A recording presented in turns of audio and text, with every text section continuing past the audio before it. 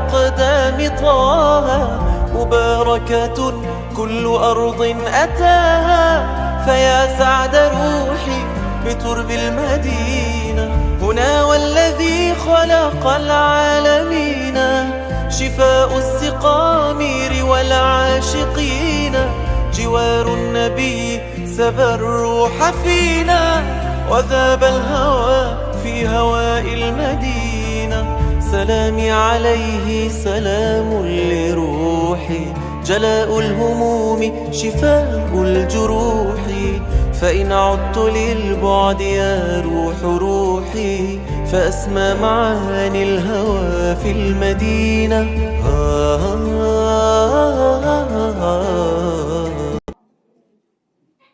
بسم الله الرحمن الرحيم.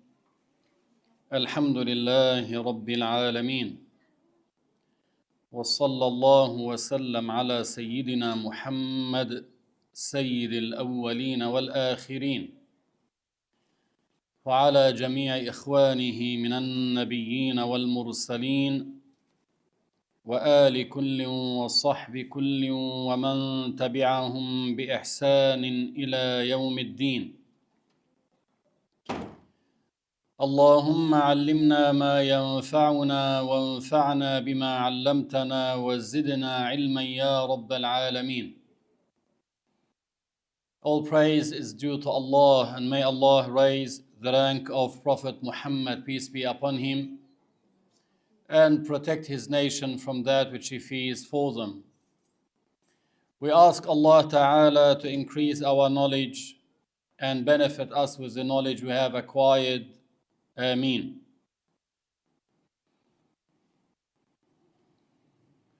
I would like to make a brief reminder at the beginning that Ramadan is coming very soon.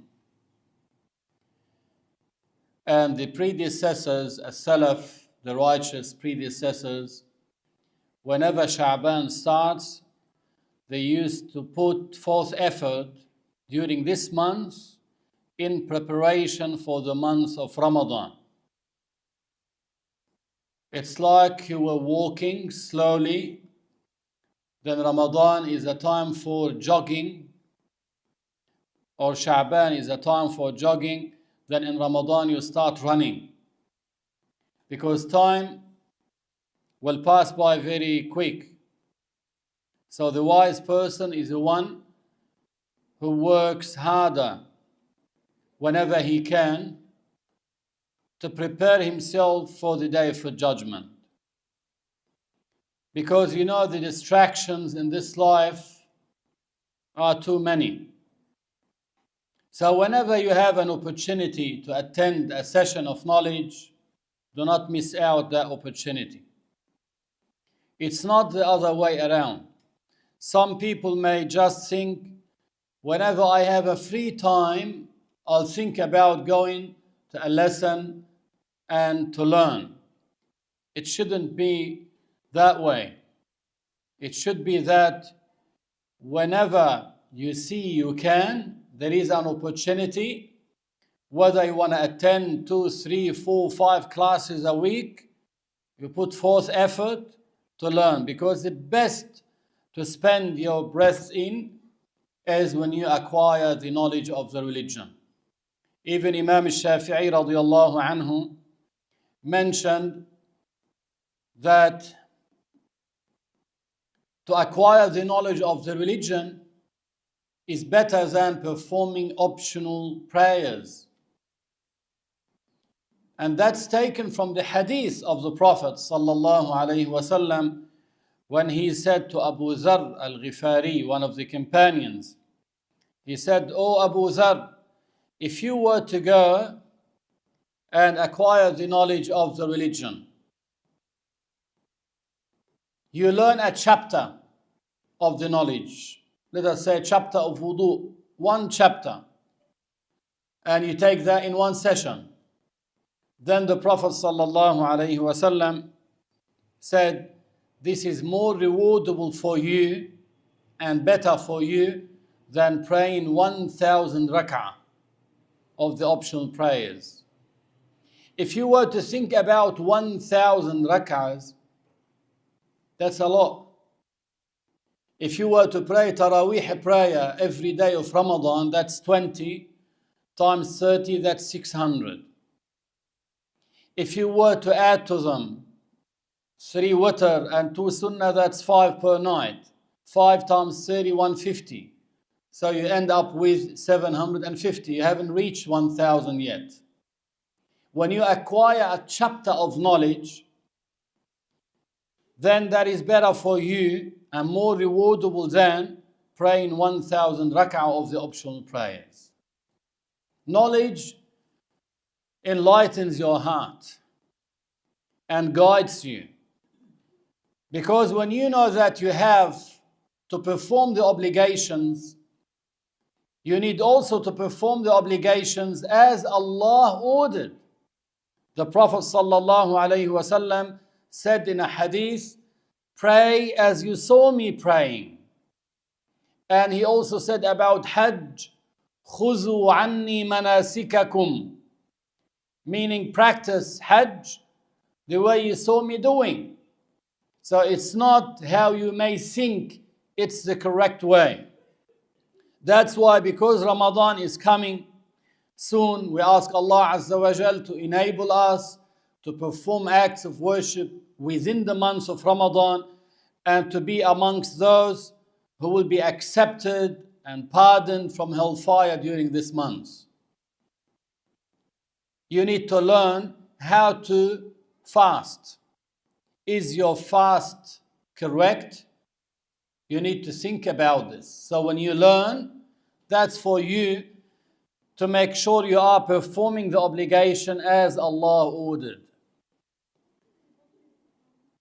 We started talking about how the month of Ramadan is confirmed. How does it start? How does it end?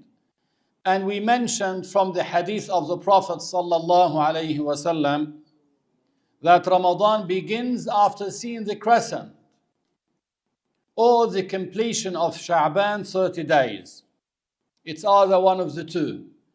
Either the crescent is sighted after the sunset of the 29th day of Sha'ban, then they know the following day is the beginning of Ramadan, or if it's not sighted at all, they continue the following day, 30 days of Sha'ban, and the day after will be the first day of Ramadan.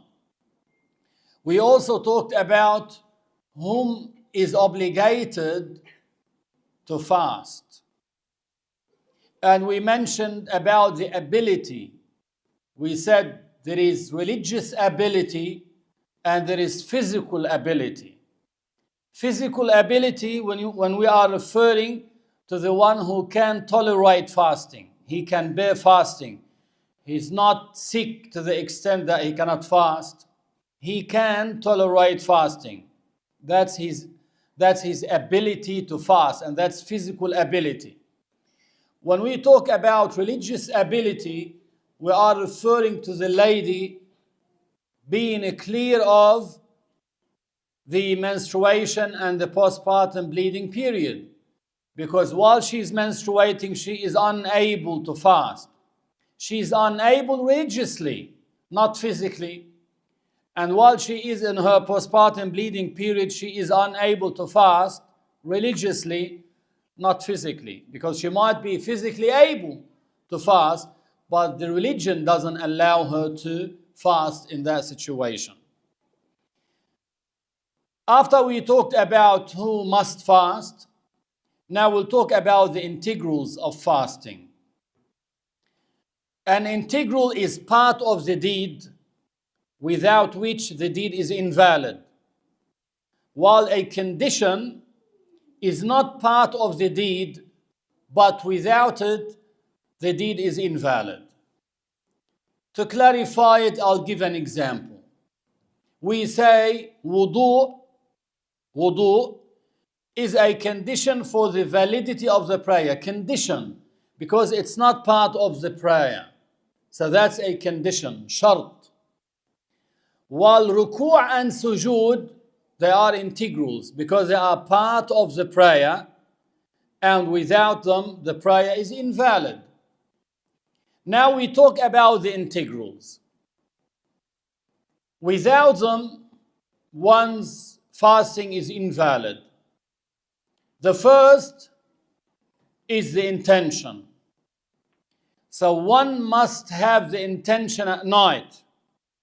Any time between sunset and dawn, he must have in his heart the intention to fast the following day of Ramadan. When we say in his heart, that means he doesn't have to utter it by his tongue. That's not a condition. It's sufficient to have it in his heart. That's why the scholars said, forgetting the intention during the month of Ramadan is a very, very rare case. Why?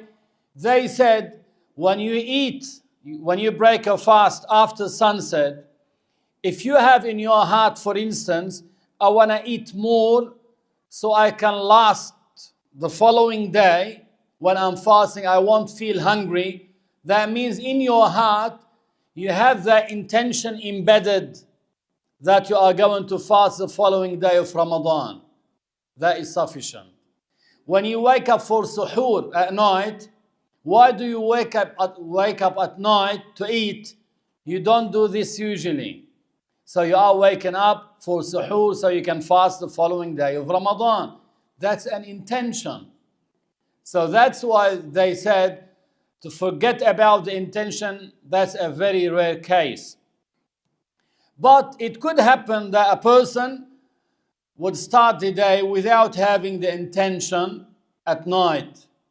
Like for instance, after the sunset of the 29th day of Sha'ban, someone was waiting for the confirmation of Ramadan. Then he went to sleep. So he didn't put the intention to fast the following day.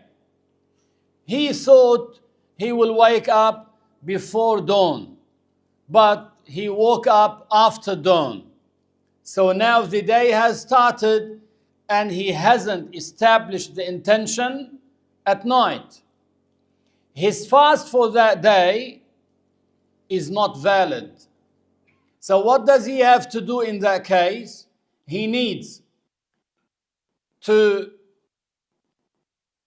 remain as if fasting, but he has to make up that day. So his fast for that day is invalid. Why? Because he did not have the intention at night. Because the Prophet ﷺ said, من لم يبيت الصيام قبل الفجر فلا صيام له. Meaning whoever doesn't establish the intention to fast before dawn, his fast is invalid. So the Prophet ﷺ told us this. However, according to Imam Abu Hanifa radiallahu anhu, and I need to mention this facility, it helps some people. According to Imam Abu Hanifa radiallahu anhu, when fasting a day of Ramadan, the intention is extended up to Zuhr time, same as fasting and optional fasting. Other scholars said, no, for optional fasting, recommended fasting, you have up to Zuhr time. So like for instance, yesterday, whoever was fasting the 15th of Sha'ban, let us say he didn't establish the intention at night. He slept and he woke up at 8 o'clock in the morning. And they told him, today is the 15th of Sha'ban. He can, according to the scholars of Islam, to put the intention at that time that I'm fasting this day, the 15th of Sha'ban, for the sake of Allah. It's valid because he hasn't eaten yet and he hasn't drank any water yet. So he can establish the intention. That's in optional fasting. In Ramadan, he needs to establish the intention at night between sunset and dawn. But Imam Abu Hanifa radiallahu anhu gave a facility in this matter. He said, when fasting Ramadan, that time of intention is extended up to Zuhr time. So according to him, if, let us say, you wake up in the morning and they tell you Ramadan has started and you haven't eaten or drank anything, according to him, you can have the intention to fast this day of Ramadan and your fast is valid. That's according to Imam Abu Hanifa radiallahu anhu. Also, one can have the intention to fast the following day of Ramadan before eating or drinking after sunset. So he doesn't have to break his fast first before making the intention to fast the following day. Now let us say the sun has set, so the day has finished, but he hasn't drank any water, he hasn't eaten anything. He can have the intention in his heart to fast the following day before eating and drinking. And after having the intention, it doesn't affect him when he eats, drinks, because that's the night. It's expected from him to do something that is against the concept of what? Of fasting. So he will be eating, drinking, and so on. Also, one has to specify that I'm fasting of Ramadan. For instance, for Ramadan, he has to specify that he is fasting the following day of Ramadan. If he's fasting out of fulfillment of a vow, then he needs to specify, I'm fasting tomorrow as a fulfillment of a vow. Let us say he made a vow before, and he said, I now make a vow to Allah Azza wa Jal, if my son gets cured, I'll fast 3 days for the sake of Allah. Then his son got cured. It becomes an obligation upon him to fulfill the vow, because the vow makes it obligatory upon him to fulfill what he made vow for. So in that intention, he needs to specify if he is fasting, let us say tomorrow, as a fulfillment of a vow, he needs to specify it's a fulfillment of a vow. Or it's an expiation. Expiation, kafara. Let us say someone swore by Allah Azza wa Jal that he won't do something. Then he did it. So now he broke the oath that he gave to Allah Azza wa Jal by swearing by Allah Azza wa Jal that he won't do it. In that case, an expiation is due on that person. Now the expiation is as follows. We have 3 matters first. One has the choice to do any of them. If one is unable to do any of them, then he moves to the last option. So the first 3 options, one has a choice to choose any of them. To free a Muslim slave, which is difficult these days, or to feed 10 poor Muslims, or to clothe them 1 piece of fabric each. If one is unable to do any of the 3, then he can fast 3 days. Why we mention it in this way? Because many people are unaware of this matter. They think that one has the option even to start with fasting 3 days. No, he has to observe the first 3 first. If he's unable to do any of them, then he moves on to fasting 3 days. You might find a lady who has a lot of jewelry, for instance, 12 bracelets, necklaces, rings, and the like. And when she breaks the oath, she would say, I have to fast 3 days now. No, she has to feed 10 poor Muslims first, if she were to choose that option, because she is able to, before jumping to what? To fasting 3 days. So if one has the money to feed 10 poor Muslims, he wouldn't jump to fasting 3 days. And these are mentioned in the Quran in this order. So one has to observe the order that we have mentioned.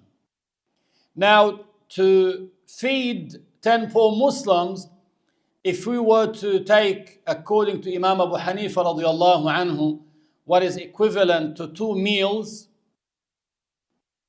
lunch and dinner for instance, then approximately per day will be around $15 per day. So that's the expiation.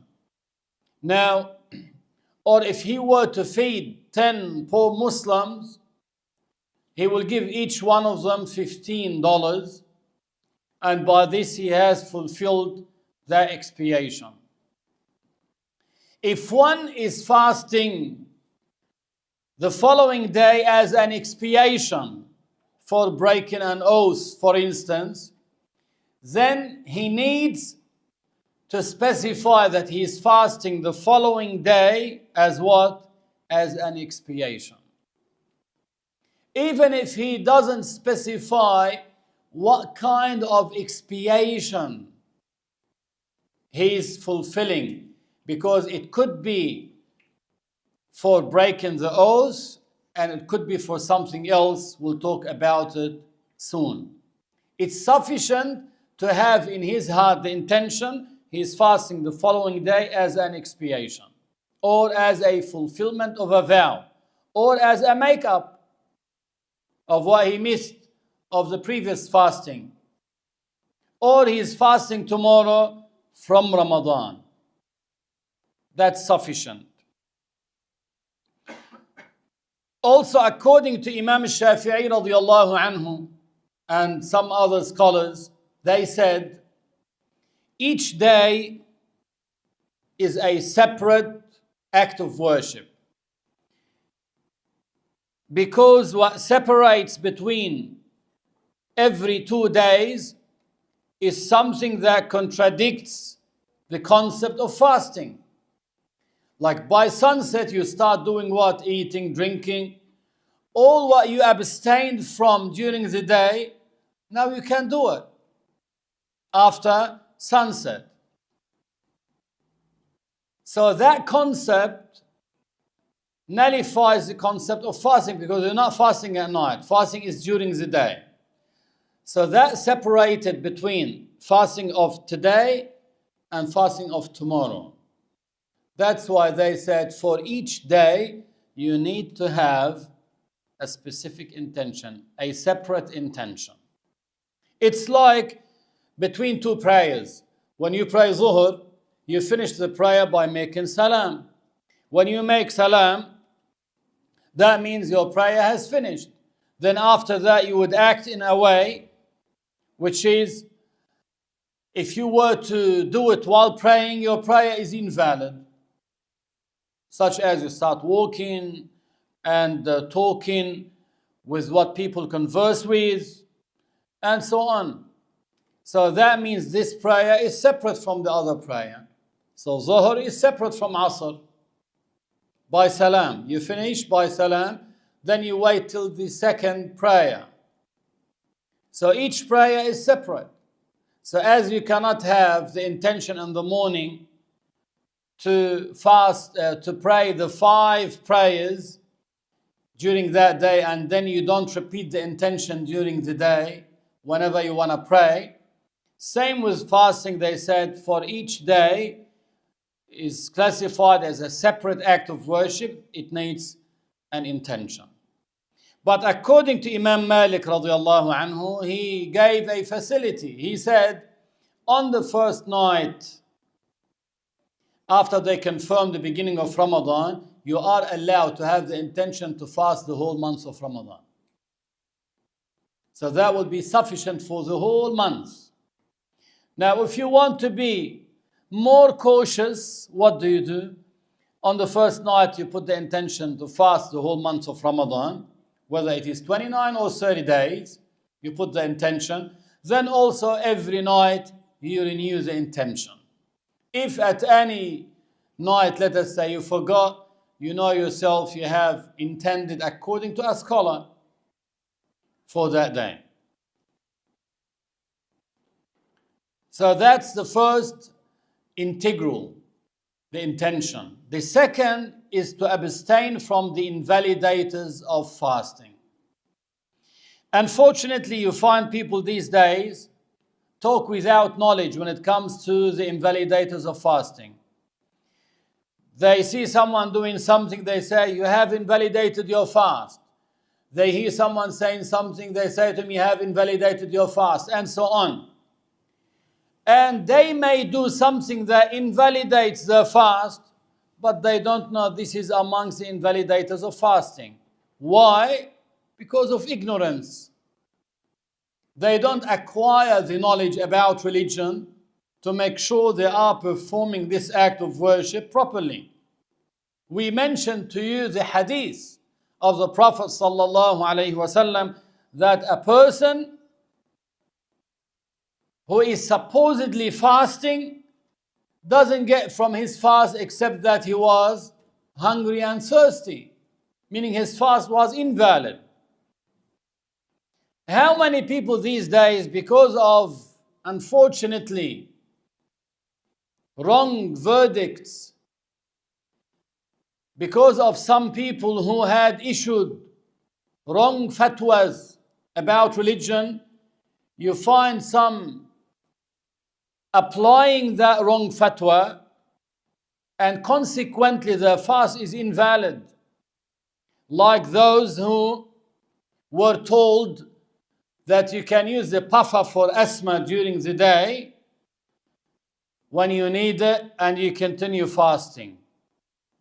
How would that be valid when in fact the medicine you are inhaling is going through an open inlet into your body cavity? So what's the difference between this and smoking, for instance? When someone smokes, the particles will separate particles and go inside, and that invalidates one's fast. Same when using the puffer, that invalidates one's fast, because it doesn't matter what you insert into your body cavity through an open inlet, whether it is something you eat usually, or it's a medicine, or something else. Any entity that has a volume, inserting any volume into one's body cavity through an open inlet invalidates one's fast. And we'll talk about these ones in detail, inshallah. But look at these people. They think they are fasting when in fact they are not. There is a fatwa even from Al-Azhar in Egypt affirming this, that using the puffer invalidates one's fast, which is very obvious. Because of the medicine that is inhaled through the mouth. That invalidates one's fast. So what about if someone is in need to use that puffer during the day? Now we say to the one who is inflicted with asthma, try to use it before dawn and after sunset at night. If you find yourself able to continue the day while fasting, that's fine. If you reach a stage during the day where you find yourself in need of breaking your fast and use the puffer, then use it and you are not sinful. Use it and you are not sinful, and you make it up later on. Maybe when the day is shorter, you can make up that day. But you can't use the puffer or take medicine. At the same time, you consider yourself a fasting person. No. Also, some people, when they hear someone gossiping, someone else, They say to him, you have invalidated your fast. Gossip does not invalidate one's fast. Gossip, tale-bearing, giving a false testimony before the judge, one kissing his wife with desire. These sins would affect the rewardability of his fasting, but would not invalidate his fast. Some people fabricated a hadith about the Prophet sallallahu alaihi wasallam. They say that the Prophet sallallahu alaihi wasallam said 5 matters invalidate one's fast, and they mention gossip, tale-bearing, kissing, and so on.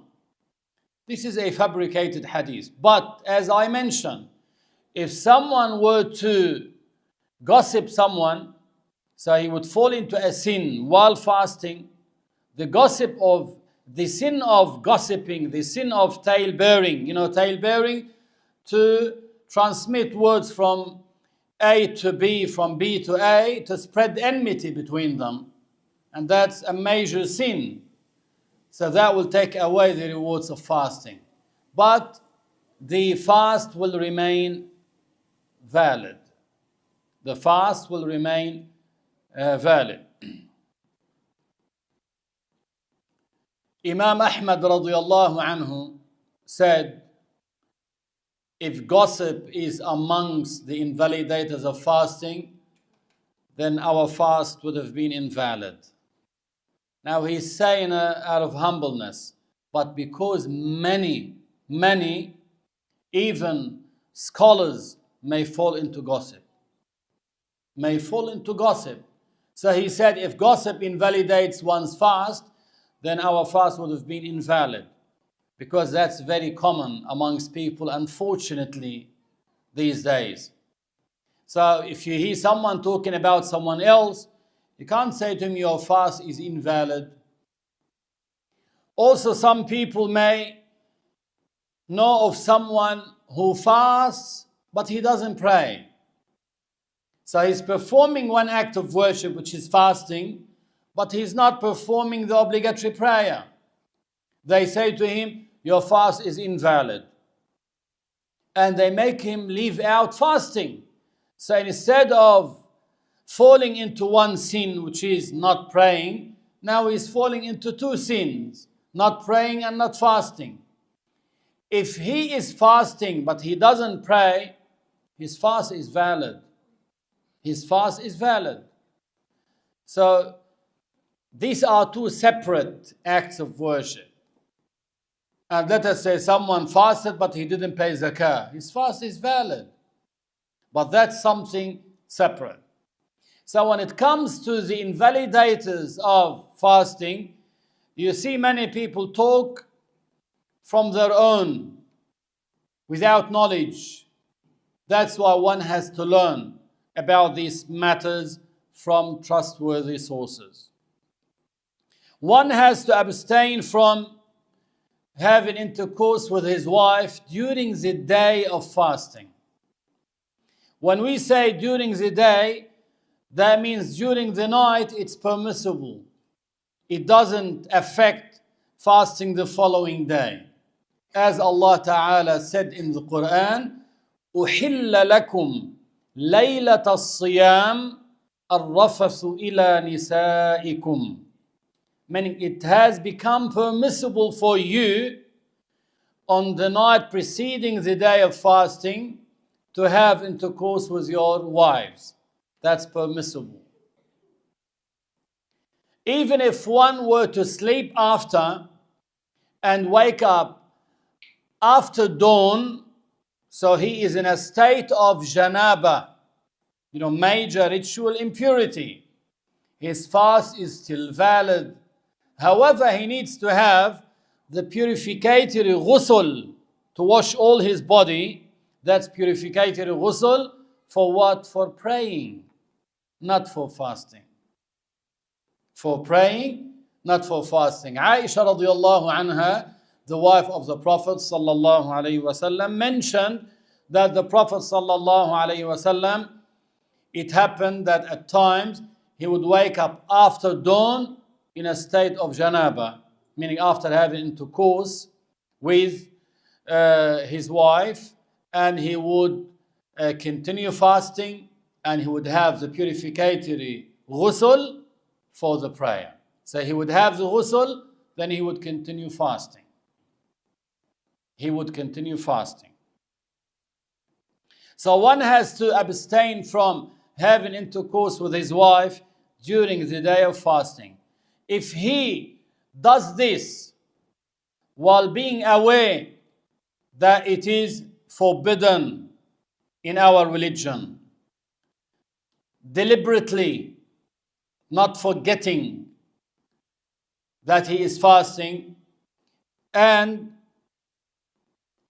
with his will, so without being coerced or forced to break his fast in this way, then if one were to invalidate his fast by having sexual intercourse while knowingly, deliberately, and he's not coerced, first he commits a major sin for invalidating the fast of that day in such a way. He commits a major sin. He has to make up this day, and he has to pay the expiation. And we'll talk about it. So when we say, while being aware of the judgment, the scholar said, if one was a new convert, let us say, embrace Islam shortly before Ramadan. Then they told him, are you going to fast? And he said, yes, how do I fast? They told him, you don't eat and drink from dawn till sunset. But they didn't tell him about having sexual intercourse during the day. So he's unaware of it. If such a person were to have sexual intercourse with his wife while being unaware of the judgment that it is not permissible, then in that case he does not, or his fast remains valid in that case. Same if someone is coerced, they forced him to eat something or to drink something or to have intercourse with his wife. Under coercion, his fast remains valid. They threaten to kill him and the like if he doesn't eat or drink, because we're going to talk about this as well. So now when he eats and drinks, he's under what? The threat of being killed. His fast remains valid in that case. However, if someone is aware of the situation that he's fasting, he is not forgetting that he's fasting, and he's not coerced to do such a thing, choicefully, he chose to have intercourse with his wife after dawn. Such as, for instance, the scholars mention an example. Let us say he was having intercourse with his wife and the time of dawn prayer has set in and he continued. In that case, he would have been invalidated his fast by having sexual intercourse. He commits a major sin. He has to make it up and he has to pay an expiation. The expiation here is severe. To free a Muslim slave, if unable, then to fast 2 consecutive lunar months. To fast 2 consecutive lunar months without breaking any of the days, even for an excuse. Meaning if on day 55 he got very sick and he was unable to continue fasting, so he breaks his fast, he has to start all over again. 2 consecutive lunar months. If unable, then to feed 60 poor Muslims. if unable. So it happened with one of the companions. He came to the Prophet sallallahu alaihi wasallam and he said to him, O Messenger of Allah, I am in ruin, total ruin. And the Prophet said, what for? He said, I had intercourse with my wife during the day of fasting. Then the Prophet sallallahu alaihi wasallam said to him, free a Muslim slave. He said, I'm unable to. Then the Prophet said to him, fast 2 consecutive months. He said, I'm unable. He cannot fast 2 consecutive months. Then the Prophet said, feed 60 poor Muslims. He said, I'm very poor. I'm unable to do this even. Then the Prophet sallallahu alaihi wasallam gave him like a branch of dates. He gave it to him and he said to him, take it and give it to poor people in Medina. And he said to the Prophet, those who are more poor than me, meaning poorer than me, I'm more poor than them. The Prophet sallallahu alaihi wasallam smiled and said to him, take it to your family. Because he was unable. But if one is able, he has to observe that order as we mentioned. So this expiation applies to the husband, not the wife. It applies to the husband, not to the wife. However, both of them, if they are aware of this matter being unlawful in the religion, deliberately they did that, and they weren't forced and coerced to do it, both committed a major sin. Both fasting has been invalidated. But regarding the expiation applies to the husband, not the wife. Also, one has to avoid masturbation, meaning to do something that would lead to the ejaculation of the sperm, such as by kissing his wife. As we mentioned earlier, if one were to kiss his wife with desire and he has the fear that he might have the emission of mani, the sperm, it's haram. But if he doesn't ejaculate in that case, his fast remains valid, but he committed a sin for kissing his wife with desire during the day of fasting while fearing that he might have ejaculation. But sometimes a person may kiss his wife without desire, so it's not sinful. Here we're talking about kissing his wife with desire while fearing that he might have ejaculation. That's forbidden. When it does invalidate his fast, if ejaculation happens, then his fast is invalidated in that case. If one were to hug his wife, if the skin touches the skin, and because of that, so he hugged his wife, skin on skin, and because of that, he ejaculated, then his fast is invalidated.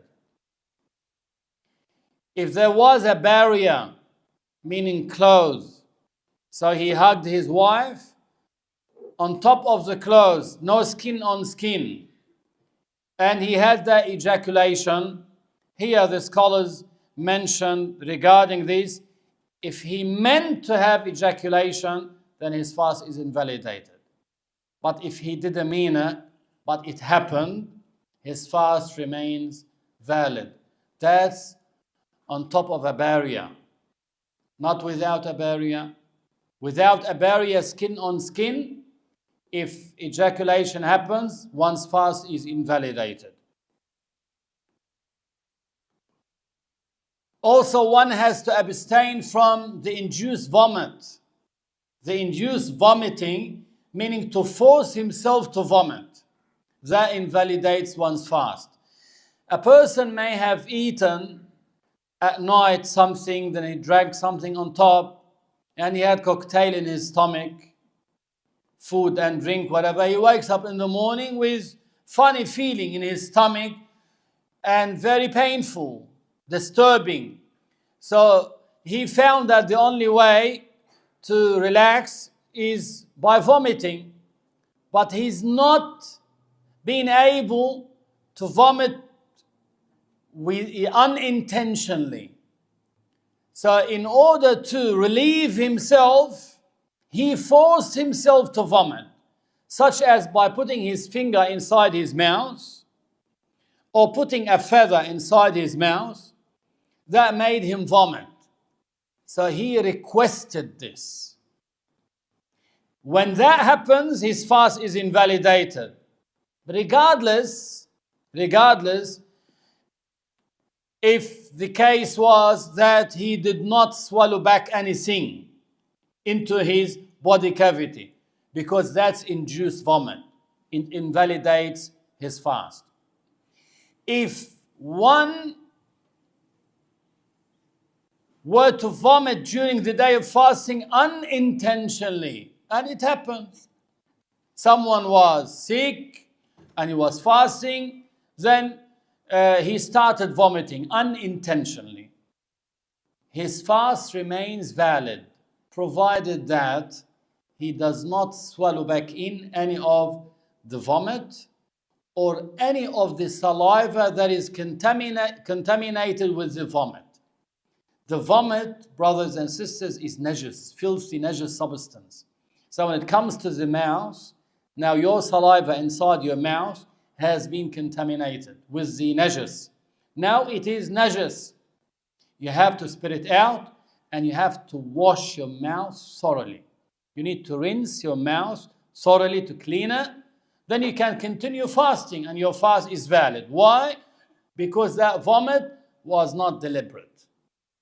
But the deliberate vomiting invalidates one's fast. The Prophet ﷺ said in the hadith, "Man zara'ahu al-qay' wa huwa sa'im, falaysa alayhi qada' wa man istaqa'a falyaqdi."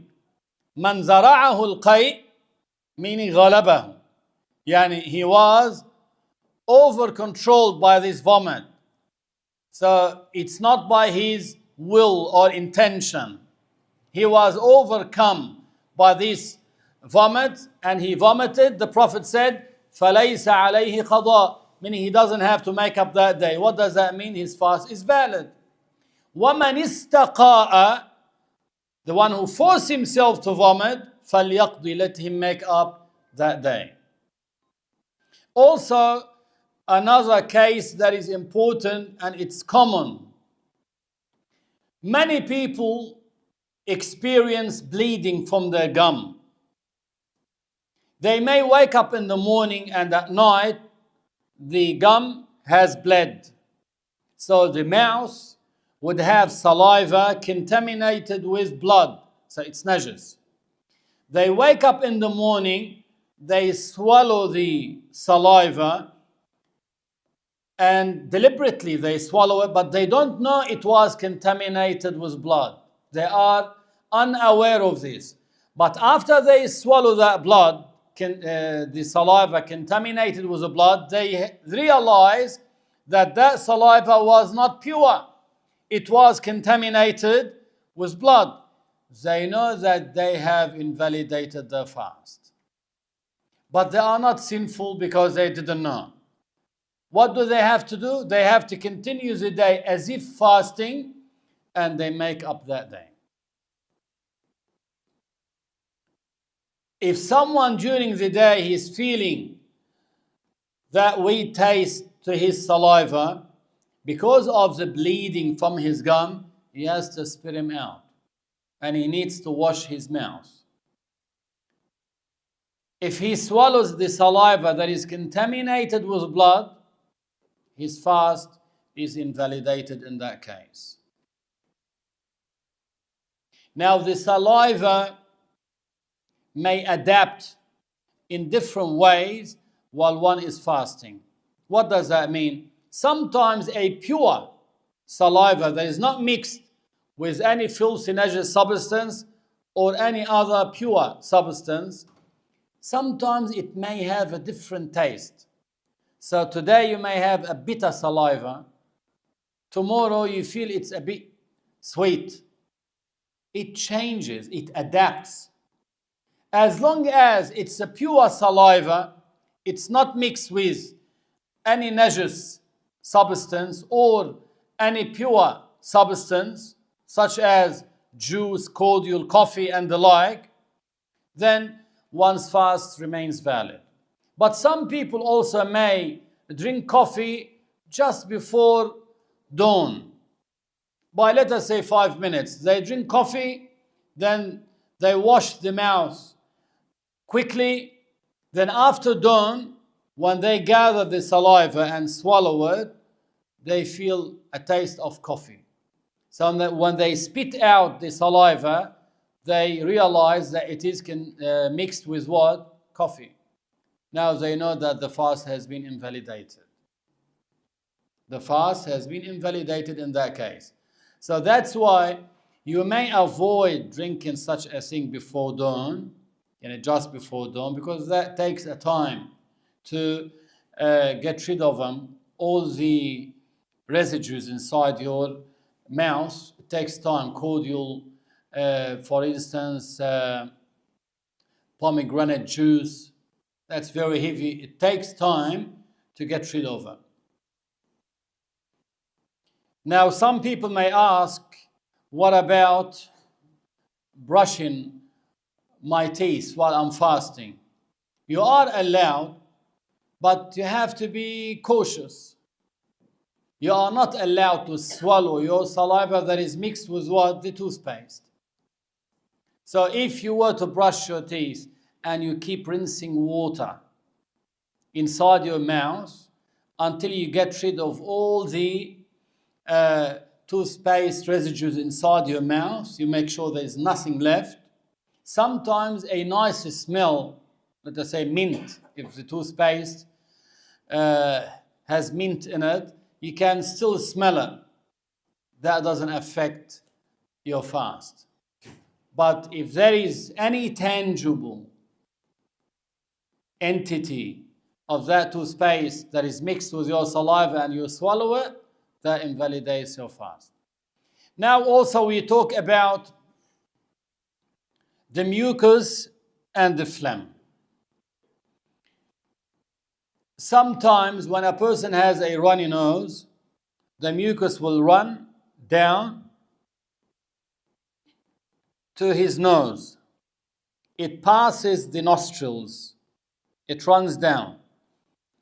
Now, if he were to take him back in, and they go to the head, for instance, from here, according to Imam El-Shafie radiallahu anhu, that invalidates one's fast. But if it is inside, past the nostrils, inside your head, and you take it up, or you take it down, it's from inside. It goes down to your throat and down, that does not invalidate your fast. Regarding,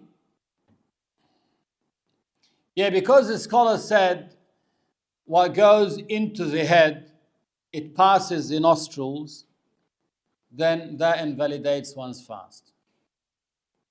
That invalidates one's fast. It's up to here between the eyes. So it goes up. Because some people asked in the past about the PCR test they do for COVID and the like. It doesn't go up to the head. It goes from here and it doesn't reach the body cavity. So it doesn't invalidate one's fast. Now the phlegm that comes out of the chest, also that's something very common. Many people would experience the the movement of the phlegm inside the chest up to the throat during fasting. Now it may go up and pass the exit of letter Ha. So where do you pronounce the letter Ha? Here, middle of your throat. If it passes the exit of letter Ha, that means now you can spit it out. If you choose to swallow it back in, according to Imam El-Shafie and Imam Ahmad, that invalidates your fast and invalidates your prayer if you are praying. But according to Imam Abi Hanifa and Malik, radiyallahu anhuma, there is a big facility for people. According to them, that phlegm that comes out of the chest to the throat, even if it were to reach one's tongue, then he would swallow it back in. It doesn't invalidate his fast and it doesn't invalidate his prayer. That's according to Imam Abi Hanifa and Malik radiyallahu anhuma. And in this there is a big facility for people. Also, one has to abstain while fasting and at any time as well from ever committing apostasy, meaning blasphemy. Whether it is by words, such as to swear at Allah, to swear at a prophet, to swear at an angel, or it was done by the heart, such as to believe that Allah resembles the creations, or that Allah is a body, or that Allah is in a place or direction. Such a belief invalidates one's fast because that's blasphemous belief. Or by doing a blasphemous action, such as throwing the mushaf in the trash knowingly, then that's a blasphemous action. If one were to commit blasphemy by words or by heart or by actions, his fast is invalidated. He must come back to Islam immediately by uttering the two testifications of faith. Then he has to continue that day as if fasting, and he has to make up that day straight after the day of Eid. Meaning only the day of Eid he doesn't fast it because he can't fast it, but the second day of Shawwal, he should be making up that day. Anyone who breaks a day of fasting without an excuse, he must rush to make him up. He's not allowed to delay making them up. When we say he cannot delay them, meaning at the earliest opportunity for him to be able to fast, he has to fast. So for a man, let us say, for a man, after the day of Eid, the second day he can be fasting. For a woman, she might, let us say, for instance, broke the fast during the day of Ramadan or some days without an excuse. She chose not to. Then, towards the end of fasting, the last day, she had her period. So now she has to wait, basically, until she finishes the period, then she can start making up the days that she has broken the fast in them without an excuse.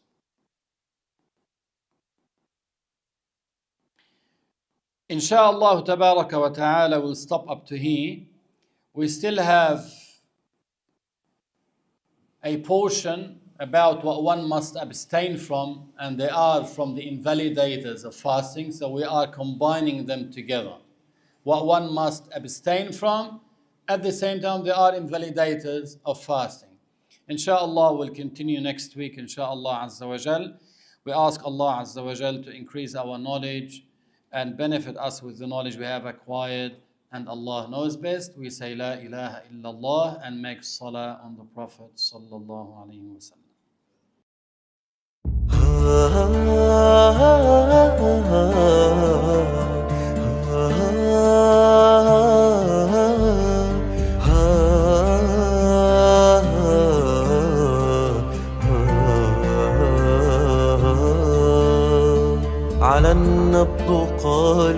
وصلنا المدينة، فهاجت مشاعر قلبي الدفينة. حبيبي محمد من عشت أرجو لقاه هنا، منه نور المدينة. هنا كان يأكل حبي ويشرب، هنا كان قلب ملاقيه